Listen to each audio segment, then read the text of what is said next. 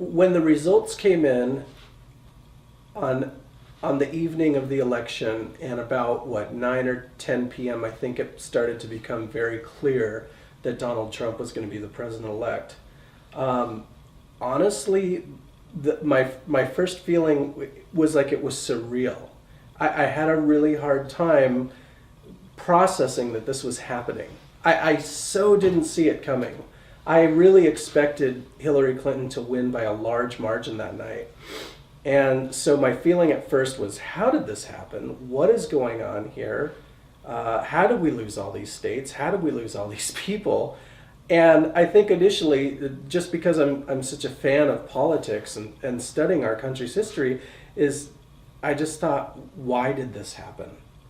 And in the coming days after the election, that started to unravel about who he was talking to, and who she wasn't talking to during the campaign that led to this. And I think it was kind of a wake-up call for me. I'm what would you call me? An Angelino, I'm from Los Angeles, and I'm to the left of center.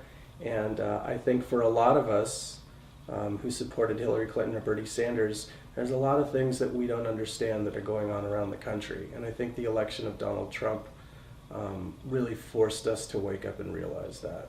I think what went wrong is kind of complicated, and I think it goes back like years, what went wrong. I think what went wrong is that it seems to be evident now that the Democratic Party really kind of stopped talking to and addressing the needs of the middle working class.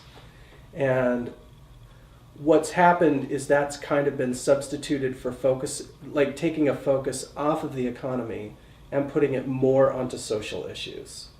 And I think we could really see that like on a timeline, because when you go back, I'm a Democrat, and as Democrats, we really celebrate as our heroes people like Franklin Roosevelt and John F. Kennedy.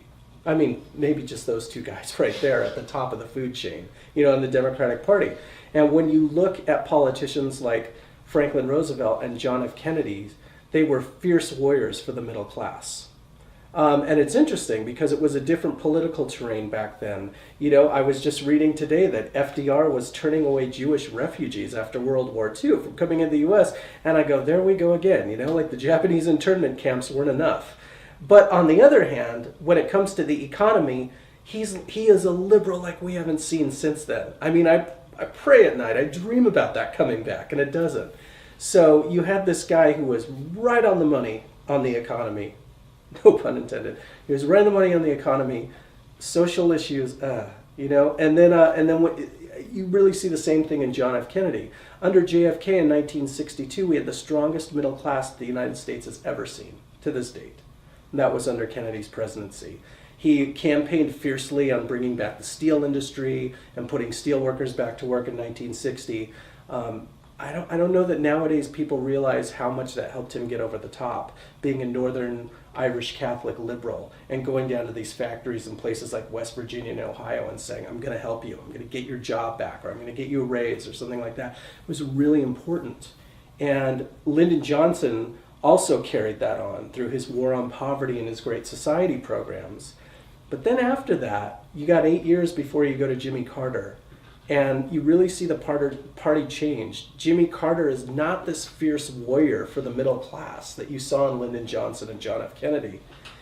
And then further beyond Carter, it just gets more and more away from that. You get Bill Clinton, who's very much a centrist and is, signing legislation for welfare reform. I mean, Franklin Roosevelt would have had him deported for doing something like that, And this is the Democratic Party here. And then you've got NAFTA, which is another thing where I'm like, oh my gosh, if I could put Lyndon Johnson in a room with Bill Clinton over NAFTA, Bill Clinton would walk out with 2 black eyes. I mean, what the heck is going on here? And so that's been the trajectory of the party. And I think the election of Donald Trump was the real wake-up call that, like, not that we need or even should abandon our social agenda. Right now, more than ever, minorities, people of different religions, LGBT people, these people need the support of the Democratic Party. We can't leave them.